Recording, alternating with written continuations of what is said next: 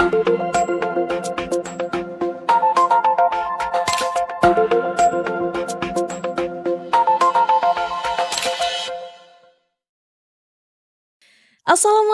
warahmatullahi wabarakatuh. Selamat datang teman-teman di Syamara, sharing selama Ramadan bersama saya, host Taskia Zuinaila, dan narasumber saya pada hari ini, Bapak Athaillah Umar, LCMA. Selamat datang Bapak. Selamat datang. Ya, bagaimana kabarnya Bapak Umar? Alhamdulillah sehat. Alhamdulillah sehat. Ya teman-teman, kita hari ini bersama narasumber saya Bapak Umar akan membahas salah satu topik di bulan Ramadan ini yang sangat-sangat berkaitan dengan role model umat Islam sendiri, yaitu Nabi Muhammad SAW, dengan tema amalan favorit Rasulullah SAW di bulan Ramadan. Bagaimana kelanjutannya? Mari kita laksanakan sharing-sharing bersama Bapak Umar. Ya, tentunya dengan beberapa pertanyaan yang nanti akan saya ajukan Bapak ya. Baik. Ya, mungkin langsung saja Bapak ya. Sebenarnya apa sih amalan yang diutamakan oleh Rasulullah SAW itu ketika di bulan Ramadan, Bapak? Baik, Taskia. Assalamualaikum warahmatullahi wabarakatuh. Pemirsa yang dirahmati Allah SWT. Bismillahirrahmanirrahim. Alhamdulillahirrahmanirrahim. Wassalatu wassalamu ala asyrafil anbiya wal mursalin Sayyidina Muhammadin wa ala alihi wa sahbihi ajma'in. Amma ba'd. Berbicara dengan masalah amalan yang difavoritkan oleh Rasulullah ketika bulan Ramadan, tentu kita tidak bisa menerka-nerka ya, dan tidak bisa selain tanpa ada riwayat. Iya, betul. Ya, tentu kita bisa mengetahui apa yang disukai oleh Rasulullah ketika bulan Ramadan hanya melalui satu cara, yaitu melalui riwayat. Nah, itu adalah riwayat-riwayat yang sahih ya, terutama, dan hasan boleh. Ya. Bahkan yang dhaif pun juga boleh kalau selama itu riwayat selama tidak bertentangan dengan yang lain, ya, dari lain. Baik, untuk yang difavoritkan oleh Rasulullah itu sudah tertera banyak di hadis-hadis ya, di kitab-kitab hadis, terutama di kutub sita. Yang paling pertama itu adalah itmamus syiyam, menyempurnakan puasa. Dalam artian bagaimana kita menyempurnakan puasa itu adalah kadar kesempurnaan itu adalah secara kualitas dan kuantitas. Ya. Jadi kalau kita puasa Ramadan sempurna tapi kok masih bolong-bolong, itu sama saja, bukan tamam ya. Tidak berkualitas ya. Iya. Secara kuantitas belum. Oke. Tapi kualitas bagus, tapi kadang masih bolong-bolong. Itu berarti hanya kualitas saja. Hanya kualitas saja. Tapi kuantitasnya kurang. Betul. Ya. Begitu juga kalau kuantitas puasa ini yang mungkin banyak ditemukan ya. Banyak orang puasa 30 hari penuh, tapi ternyata tidak berkualitas. Yeah. Jadi puasanya itu hanya berpuasa maaf ya, mungkin hanya ikut-ikutan dan mungkin tidak punya ilmunya. Yeah, baik. Jadi tidak ada ilmunya sehingga mungkin dalam aspek fikih itu sah. Tetapi dalam aspek tasawuf itu tidak makbul. Karena setiap amalan itu harus memiliki dua unsur. Yang pertama adalah sah, yang kedua makbul. Jadi kalau sudah memiliki dua unsur, insya Allah itu sudah menjadi ibadah atau amalan yang tam, ya, sempurna. Dalam hadis disebutkan dalam riwayat diriwayatkan oleh Abu Hurairah, man shoma Ramadan imanan wahtisaban ghufira lahu ma taqaddama min dzambi. Jadi standar kualitas itu adalah memenuhi iman, yang kedua ihtisaban, wahtisaban. Ihtisaban itu artinya ikhlas, hanya mengharapkan ridha Allah. Maka disinilah aspek Islam, kemudian iman, kemudian ihsan itu sudah terpenuhi, insya Allah kualitasnya sudah bagus dan insya Allah makbul. Itu yang pertama. Itu yang pertama. Yang kedua adalah itmamul qiyam, menyempurnakan bagaimana kita mengisi selain puasa. Amalan-amalan selain puasa di bulan Ramadan, terutama pada malam hari. Itu apa yang kita lakukan? Nah, ini sudah dicontohkan oleh para ulama dan sudah bahkan Rasulullah sendiri juga sudah mencontohkan, walaupun Rasulullah tidak sampai dan tidak mau mewajibkan. Apa itu? Sholat tarawih. Jadi sholat tarawih adalah salah satu amalan dari qiyam atau qiyamul lail pada bulan Ramadan yang disunnahkan dan disenangi oleh Rasulullah. Tapi Rasulullah tidak mau mewajibkan. Sehingga dalam sebuah hadis itu disebutkan, ya, diceritakan oleh Sayyidina Abdullah bin Abbas bahwa diceritakan oleh Sayyidah Aisyah, ya. Sayyidah Aisyah ini menceritakan bahwa ketika malam pertama Rasulullah melakukan tarawih di masjid. Ketika itu sahabat bingung, loh ini kok ada sholat, kemudian ikut. Hari kedua bertambah, hari ketiga tambah banyak. Lalu Rasulullah takut, khawatir kalau nanti disangka ini wajib. Nah, kemudian Rasulullah pada hari keempat sengaja tidak datang ke masjid. Lalu ada sebagian sahabat yang memanggil as-sholah, as-sholah. Tapi tetap Rasulullah tidak keluar. Sampai sholat subuh baru Rasulullah keluar. Nah, disitulah kemudian Rasulullah mengatakan, amma ba'du fa inni khasyitu, saya ini tahu, lam yakhfa alayya. Saya tahu kalian semua itu kumpul-kumpul di masjid tadi malam. Tapi saya khasyitu ayyufradu alaikum fata'jizu. Tapi saya takut nanti kalau tarawih ini nanti kalau saya lakukan terus-menerus, nanti kalian nyangka ini wajib. Kalian pasti nggak mampu kalau diwajibkan.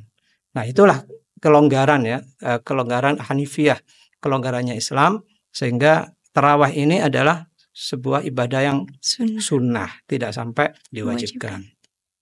Nah, ini salah satu bentuk dari qiyam. Nah, qiyam yang lain bisa berbentuk qiraatul Quran, kemudian zikir, ya, macam-macam lah, ya, sholawat, ya, banyak sekali amalan yang lain untuk menghidupkan malam-malam Ramadan. Nah, kemudian yang ketiga itu ada yang disenangi Rasulullah juga, ada takhirus sahur, ya, mengakhirkan sahur. Kadang kita kan ada yang sahurnya itu, wah, saya takut nggak bangun sahur, ya, jam 10 sahur. Boleh, nggak apa-apa, tapi kan kurang afdol. Boleh tapi Ustaz, ya? Iya, boleh. Boleh sahur sebelum tidur, nggak masalah, tapi kurang afdol. Nah, yang afdol itu adalah sahurnya sudah menjelang subuh. Ya, kalau di situ diceritakan oleh Zaid bin Sabit kan, tasaharna ma Rasulullah SAW, summa qama bis-shalah. Kemudian Rasulullah sholat setelah sahur. Artinya, lalu kemudian Zaid bin Sabit berkata, jarak antara sahur dengan sholat itu berapa? Lalu Rasulullah menjawab, qadra khamsina ayah. Jadi kalau sudah sahur, kemudian kalau sini kan alhamdulillah sudah ada, setelah itu kan ada ada tradisi imsak, gitu, ya, tradisi imsak. Nah, imsak itu sebenarnya untuk memberikan jeda antara sahur dengan sholat. Nah, itu qadra khamsina ayah itu 50 ayat itu kira-kira ya 10 menitan lah. Kalau sekarang kan banyak kita dengar setelah imsak itu kita dengar tarhim. Ya. Nah, tarhim itu ya kira-kira sama lah dengan baca qiraat secara tartil 50 ayat kira-kira 10 menit. Nah, kemudian yang keempat adalah ini juga penting. Ad-du'a indal iftar. Berdoa ketika berbuka puasa. Ini sangat penting. Ya, dan ini disenangi Rasulullah. Bagaimana bentuk doa ketika Rasulullah berbuka puasa? Hafal nggak Tazkiyah doanya buka puasa? Allah lakasumtu bika amantu ala rizkika aftartu bi rahmatika ya rahman. Itu yang beredar di masyarakat seperti itu. Tapi sesuai sunnah itu adalah diriwayatkan oleh Abdullah bin Umar, ya, kan Rasulullah SAW idza aftara qala dhahabal dhama'u wa batallatil uruqu wa sabatal ajru insyaallah. Itu doa. Jadi di situ Rasulullah berdoa ketika berbuka itu sudah hilang dahaga, sudah basah kerongkongan, dan insyaallah pahala akan tetap. Ya, tapi kebanyakan berdoa dulu kemudian minum, Pak, ya, biasanya. Itu tradisi kita seperti itu. Tapi sebenarnya yang betul adalah ketika minum kita baca bismillah. Iya, saja ya. Ya, kemudian setelah minum dan bertakjil dengan kurma, baru kita baca Allahumma laka sumtu wa bika amantu wa ala rizqika aftartu dhahaballahu ma'u wa batallatil uruku wa sabatal ajru insyaallah. Lalu kemudian ditambah doa-doa lain, terserah. Dan justru doa yang mustajab ketika Ramadan itu adalah ketika berbuka puasa. Ketika berbuka puasa. Jadi jangan sampai kita itu terlena untuk menikmati makanan, lalu kemudian lupa berdoa. Sampai lupa ya. Iya. Saking laparnya. Ini yang membuat godaan kita ya. Iya, betul. Iya, itu menjadikan godaan kita. Kalau ketika sudah kita di depan makanan, menikmati makanan, itu pasti lupa berdoa. Betul. Padahal itu banyak sekali riwayat mengatakan bahwa salah satu momen ketika doa mustajab itu adalah ketika bahagia. Jadi bukan hanya ketika susah loh ya. Waktu buka puasa kan kita seneng banget. Iya, seneng. Gitu ya. Ketika seneng itu justru kita itu doa dikabulkan. Alhamdulillah gitu ya, bersyukur ya. Jadi kita pemahaman kita selama ini kan orang itu kalau yang lagi susah itu dikabulkan doanya. Iya. Nah, kalau yang seneng enggak. Padahal enggak. Terbalikannya. Padahal sama-sama. Sama. Iya, jadi apapun itu keadaan sangat susah dan keadaan seneng itu juga menjadi waktu-waktu yang mustajab. Ya, diijabah. Doa kita diijabah insyaallah ketika kita senang berdoa. Kenapa? Karena itu memang godaan. Ketika kita senang itu juga ujian. Iya. Ya. Masih ingat enggak? Ingat enggak sama Allah? Ingat enggak sama yang masih nikmat ini? Iya. Nah, kalau masih ingat insyaallah kita menjadi doa kita akan diijabahi. Maka ketika puasa ketika buka itu sebaiknya setiap suap setiap suap itu kita doa. Sambil berdoa. Iya, doa untuk anak, doa untuk istri, doa untuk keluarga itu ya. Jadi setiap suap. Sehingga di samping kita mensyukuri nikmat Allah ya, kita semakin mendekatkan diri. Jadi kenikmatan ini semakin mendekatkan kita kepada Allah. Gitu. 4 hal ya. Masih dilanjut ada 8. Ada 8 iya. Ya. Boleh Bapak lanjut. Lanjut lagi ya. Iya, betul. Jadi yang kelima itu adalah taftirus shaimin. Taftir, memberikan makan orang-orang yang puasa. Nah, dalam sebuah hadis disebutkan ya bahwa Rasulullah SAW bersabda man fattara shaiman kana lahu mislu ajri shaim atau mislu ajrihi min ghairi ayyanqusa min ajrihi syai'un. Jadi kalau ada orang yang memberikan makan, memberikan minum kepada orang yang puasa, baik itu untuk berbuka atau untuk sahur, sama, pahalanya sama. Jadi dia akan mendapatkan pahala orang puasa itu. Sehingga kalau kita sedang puasa, kita memberikan makanan untuk orang puasa, maka pahala kita double. Jadi kita double. Kalau kita memberikan ke 10 orang, berarti 10 untuk kita juga. 10 pahala puasa sekali. Iya. Ya, ini nikmat makanya alhamdulillah sekarang sudah mulai membudaya. Iya. Sudah mulai bagi-bagi takjil gitu ya, Pak ya. Di masjid, di musola. Kadang di jalan pun ya. Alhamdulillah. Membudaya. Kalau di Mesir itu sudah lama membudayanya. Di Mesir itu hampir setiap masjid itu ada takjil. Dan tidak hanya setiap masjid, tapi juga di lapangan-lapangan itu ada langsung ditata itu meja. Nah, di sana itu istilahnya ada Maidatur Rahman. Jadi mejanya Allah itu. Masya Allah sekali. Jadi di mana-mana ada bebas meja. Mengambil Bapak. Bebas mengambil ya. Meja-meja itu. Iya. Jadi memang nikmatnya orang puasa dan berbagi makanan ketika berpuasa itu sama-sama luar biasa sekali Bapak. Iya. Iya. Sudah ada 5 hal. Oke, untuk yang ke-6 Bapak. Ya. Jadi untuk yang ke-6 ini adalah al-ijtihad fil ashril awakhir. Bersungguh-sungguh, lebih giat lagi ketika sudah masuk 10 hari terakhir di bulan Ramadan, ya. Diriwayatkan oleh Sayyidah Aisyah ya. Kan Nabi SAW idza dakhala al-ashru shadda mi'zarah wa ahya lailah wa aiqadha ahlah. Jadi Rasulullah diceritakan oleh Sayyidah Aisyah ketika sudah masuk 10 hari terakhir Ramadan, beliau mengencangkan sarung sarungnya dikencangkan. Ini Artinya adalah arti kiasan untuk ijtihad. lebih Lebih giat lagi dari hari-hari sebelumnya. Wa ahya laila, dan menghidupkan malam-malamnya. Sehingga pada 10 hari terakhir itu Rasulullah selalu iktikaf. Nah, di riwayat lain Sayyidah Aisyah juga menceritakan annahu kana ya'takifu al-ashra. Ya'takifu al-ashra. Ya.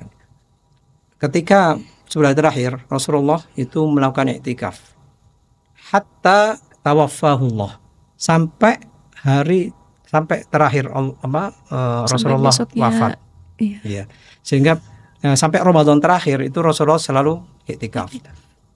Kemudian summa takafa azwajuhu min ba'di. Kemudian istri-istrinya kemudian melanjutkan untuk iktikaf. Nah, ini anjuran pada kita ya, bahwa untuk menghidupkan malam itu lebih mudah kalau kita itu melakukan iktikaf. Berbeda kalau kita di rumah. Maaf ya, di rumah ada nggak yang nggak ada TV? Nggak ada. Rata-rata ada. Ada nggak yang nggak pakai HP? Iya. Nah, sudah mayoritas ya. Nah, kalau di masjid TV nggak ada kan? Iya. Tapi meskipun ada HP, tapi HP silent kan? Kan nggak bisa macam-macam juga. Betul. Nah, tapi maka kalau kita iktikaf di masjid, maka itu menjadi wasilah, menjadi media ya. Seperti meditasi lah ya. Iya, media fokusnya lebih kita fokus untuk ibadah. Ya, iktikaf di masjid itu adalah sangat dianjurkan oleh Rasulullah ya, dan kemudian diikuti oleh istri-istrinya dan juga sahabat-sahabatnya. Di beberapa masjid juga sudah ada. Di Masjid Akbar juga ada. Iktikaf 10 hari terakhir. Masya Allah. Di Masjid Akbar ada. Insya Allah di beberapa masjid-masjid besar sudah menerapkan itu. Gitu. Luar biasa sekali ya. Sudah, dan dalam hal, jadi bikin saya makin penasaran ini sampai ke 8-nya ini apa Pak yang kiranya bisa kita lakukan juga di bulan Ramadan. Untuk yang ke-7 ini adalah ibadah yang agak berat. Kenapa? Karena harus punya uang kita. Iya. Apa? Tebak. Pasti haji dan umroh. Iya, umroh. Umrohnya. Umroh bulan Ramadan. Umroh pada bulan Ramadan. Jadi diriwayatkan oleh Ummi Ma'aqil anna Rasulullah SAW qala umratun fi Ramadan ta'dilul hajj atau ta'dilu hajjah. Umroh di bulan Ramadan itu menyaingi haji. Jadi pahalanya itu sama dengan haji. Makanya kalau Mbak Tazkiyah pernah umroh Ramadan? Belum pernah Bapak. Masya Allah, itu mulai hari pertama, terutama di malam 27, itu Masya Allah ramainya bukan main. Di Masjidil Haram atau di Masjid Nabawi semuanya ramai. Bahkan itu lebih ramai dari haji. Lebih ramai dari haji. Karena memang banyak yang berebut ya, karena kan tanpa menunggu ya, tanpa menunggu orang bisa umroh di bulan Ramadan itu sebuah kesempatan yang sangat senilai dengan haji, sangat berharga ya. Betul. Siapa yang bisa ke sana dan yang penting ada uang. Ya, ada uang, ada kemauan bisa sampai sana. Insya Allah. Tanpa harus menunggu waktu yang terlalu lama ya. Giliran ya, waiting list itu ya. Waiting listnya. Kuota itu. Tanpa menunggu, tidak perlu. Alhamdulillah langsung berangkat ya. Ini adalah momen kalau kita misalkan ada orang yang sudah sepuh tapi belum daftar haji, kemudian tidak ada harapan untuk haji. Ini satu-satunya cara untuk bisa mendapatkan pahala seperti haji, yaitu umroh di bulan Ramadan. Ya, semoga kita bisa melaksanakan umroh. Alhamdulillah saya sudah pernah umroh di bulan Ramadan. Masya Allah, alhamdulillah. Di tahun berapa? Kenapa saya bilang begitu? Karena saya sudah pernah bilang ruamenya, Masya Allah. Di tahun di 2001. 2001, alhamdulillah, Masya Allah. Sudah lama sekali ya. Alhamdulillah. Dengan Ramadan. Memang jarang sekali yang ditakdirkan untuk umroh Ramadan. kadang ya ada saja kan ya. Iya, Kadang rezeki. ketika Alhamdulillah. Ramadan nggak ada uang macam-macam, Iya, betul betul. atau ada tanggungan keluarga dan sebagainya, nggak bisa ninggal keluarga macam-macam. Dan saya 1 bulan di sana. Mulai apa? 10 Ramadan sampai hampir 10 Syawal. Awal Syawal. Masya Allah. Masya Allah sekali ya. Wah, nikmatnya di bulan Ramadan banyak sekali. Umroh bisa senilai dengan haji Iya. di bulan Ramadan. Masya Allah. Kemudian yang ke-8 ada Yang apa? ke-8 adalah al-iksar minal amalis soleh. Memperbanyak amal soleh, wal istighfar, dan membaca astagfirullah ya. Kemudian wa husnul khuluq, mempercantik akhlak. Iya. Kalau kita di luar Ramadan mungkin kurang sopan, kurang akhlak, di Ramadan hormatilah. Hormati Ramadan. Attitude-nya Ya, diperbaikin. Ya khusus Ramadan lah, Iya. akhlaknya diperbaiki gitu. Insya Allah ke bawah Bapak ya. 1 iya. bulan masa nggak terbiasa sih gitu. Minimal ucapan-ucapan kotor itulah ditahan gitu lah selama ya. Ramadan. Insya Allah bisa kelanjutannya Insya ya. Jadi ketika kita bulan Ramadan itu kan insya Allah jiwanya bersih, jiwa raganya bersih, mulut kita tidak pernah mengeluarkan kata-kata kotor ya. Tidak pernah ini. Karena dalam hadis kan man lam yada' qaula zur ya wal amal bi, barang siapa yang tidak bisa meninggalkan ucapan-ucapan kotor, termasuk juga bohong, termasuk juga adu domba, termasuk juga ghibah, termasuk juga fitnah dan sebagainya ya. Jadi itu termasuk ucapan kotor semua ya. Karena falaisa lillahi hajatun fi ayyada'a ta'amahu wa syarabah. Maka Allah tidak ada kewajiban ya untuk memberikan pahala. Allah tidak. Allah kan anggap puasanya itu sia-sia. Iya. Ya. Dia meninggalkan mikir-mikir lagi ya. Meninggalkan makannya, meninggalkan minumnya meskipun sudah puasa, itu sudah dianggap sia-sia. Hanya Kalau kita puasa lapar saja ya. Iya, kalau kita tidak bisa menjaga mulut, itu baru aspek mulut ya. Iya. Belum yang lain. Makanya ketika kita di Ramadan ini akhlak yang paling disarankan, dianjurkan untuk diperbaiki adalah akhlak sabar. Sabar, karena sabar ini sudah dalam hadis kan wa huwa syahrus sabri wa sabru jazaa'uhul jannah. Karena sabar itu ya sudah langsung surga itu. Pahalanya langsung surga. Sabar, ya. Jadi kalau orang sudah bisa menjalani bulan puasa dengan sabar, insya Allah puasanya akan makbul. Alhamdulillah. Ya. Kemudian yang kedua tadi al-iksar minal amal soleh. Iya, amal soleh. Jadi amal soleh kita perbanyak di bulan Ramadan. Kemudian istighfar, kita perbanyak istighfar ya. Dan sabar tadi juga begitu. Kadang kita ketika puasa itu kan karena lapar, emosinya mungkin emosi. Stabil ya. Nah, ketika berbuka balas dendam. Iya, kalap akhirnya. Nah, itu karena kurang sabar. Iya. Orang kalau puasa kemudian buka puasanya balas dendam, itu sudah pertanda tidak sabar. Semuanya dimakan. Oh ini, iya. Gitu ya. Jadi setiap hari yang dipikir makanan terus. Pokoknya nanti aku harus makan ini. Harus gitu makan ya? ini, harus makan ini. Itu namanya balas dendam. Yeah. Nah, balas dendam itu tanda tidak sabar. Gitu. Ya semoga kita tidak sampai seperti itu. Iya, harus memang ekstra sabar, apalagi di bulan Ramadan. Kita khususkan rasa sabar kita ini dari perasaan, sabarnya kita, juga ikhlasnya kita, Bapak ya, dan lisannya kita juga harus serta-merta dijaga. Seperti itu teman-teman. Jadi banyak sekali memang amalan-amalan Rasulullah ini, 8 amalan yang disebutkan oleh Bapak, yang dilakukan oleh Rasulullah ini yang bisa sekali kita lakukan. Kita contoh mungkin umroh ya, yang kita sedikit butuh biaya lebih ini untuk melakukannya. Selebihnya tanpa biaya pun sudah bisa kita lakukan di rumah tanpa bersusah payah pun tidak capek-capek, kita sudah bisa melaksanakan amalan-amalan yang dianjurkan oleh Rasulullah SAW. Seperti itu Bapak ya. Ya, betul. Ya, mungkin ada sedikit closing statement Bapak untuk mengakhiri sharing session kita ini. Oke, terima kasih Mbak Tazkiyah. Bismillahirrahmanirrahim. Kita sebagai umat Islam, terutama sebagai umat yang awam ya, dari sini kita belajar bagaimana puasa kita ini sesuai dengan sunnah. Bagaimana puasa kita ini benar-benar tidak hanya memiliki aspek sah, tapi juga aspek makbul, diterima.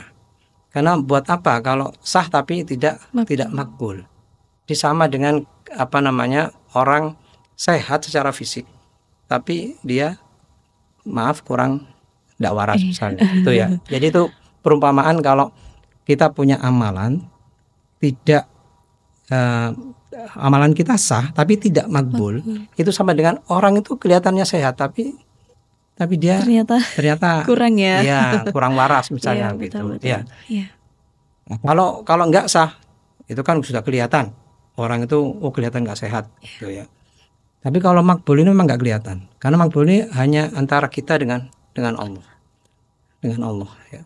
Maka kita jaga ini ya, kita jaga bagaimana puasa kita ini berkualitas ya, tadi imanan wahtisaban. Secara Islam, iman, kemudian ihsan. Secara iman kita sah ya. Iman kita berlandaskan keyakinan kita bahwa kita ini adalah diwajibkan ya untuk berpuasa. Lalu kemudian cara ihsan atau ihtisaban, kita hanya mengharap Allah. Jadi kita nggak ada pamrih, kita nggak ada paksaan ya, nggak ada karena ikut-ikutan. Jadi kadang orang awam biasanya puasanya karena ikut-ikutan. Jadi betul. Kadang kalau lingkungannya misalnya ketika di Indonesia lingkungannya Muslim, dia puasa rajin. Coba ketika dia ke luar negeri yang itu bukan negara Muslim, itu bisa dilihat. Ketika puasa, apakah dia tetap istiqomah menjalani puasa? Nah, kalau di negara yang non Muslim misalnya, dia tinggal di sana, lalu dia pura-pura tidak tahu, ya, maka itu contoh imannya kurang kuat ya. Kurang kuat. Dan juga ikhlasnya juga kurang karena puasanya itu hanya karena ikut-ikutan ternyata gitu. Lalu kemudian saya juga ingin meneropong ini ya, beberapa tradisi-tradisi yang di Indonesia. Di Indonesia itu sudah bagus, sudah banyak sekali tradisi-tradisi yang di situ menghidupkan sunnah Rasul. Yang di situ ittiba, mengikuti bagaimana Rasulullah di Ramadan. Hanya saja ada sedikit catatan saja dari saya, yaitu mengenai tradisi ngabuburit. FOMO-nya anak zaman sekarang biasanya ya. Ini harus diwaspadai ya. Karena ngabuburit ini ngapain ya? Mohon maaf, yang dilakukan itu apa? Ngabuburitnya ngapain kalau, Pak ya? Iya, itu biasanya kan ngabuburitnya kan melakukan yang tidak manfaat, biasanya nongkrong-nongkrong gitu ya. Atau apalah. Nah, kecuali kalau ngabuburitnya itu misalnya ada kajian atau ada sholawat ya gitu. Kalau cuman ngabuburitnya di tempat kuliner hanya untuk beli kemudian pulang, lalu kemudian masih menyisakan waktu untuk takarrub, untuk berzikir, itu bagus. Jadi ngabuburitnya hanya sekedar beli makanan kemudian langsung pulang gitu. Masih alhamdulillah oke lah ya. Tapi jangan sampai kemudian itu dijadikan tradisi lalu menghabiskan waktu, istilahnya melupakan puasa supaya nggak lapar. Nah, kebanyakan kan seperti itu. Ngabuburit itu apa sih tujuannya? Pengalihan rasa lapar. Karena sudah menjelang ujung-ujung itu makin gitu nggak tahan ya. Padahal kalau dialihkan ke zikir itu lebih baik daripada dengan yang tidak bermanfaat tadi. Itu ya. Ya mungkin itu statement closing statement ya. Semoga bermanfaat. Ya baik teman-teman. inilah pembelajaran yang dapat kita terima dari Bapak Umar dan ilmu pengetahuan baru mengenai 8 amalan yang disukai oleh Rasulullah SAW di bulan Ramadan khususnya. Jadi kita bisa melaksanakannya, mengikuti amalan yang disunahkan oleh Rasul di bulan Ramadan ini, dilakukan dimanapun, di rumah, di tempat kita berkuliah, di tempat dimanapun kita berada, dan diniatkan dengan sebaik-baiknya. Jadi terima kasih juga untuk teman-teman yang sudah menyimak sampai akhir. Terima kasih, sampai jumpa kembali dan selamat melanjutkan puasa. Saya host Tazkia. Terima kasih. Wassalamualaikum warahmatullahi wabarakatuh.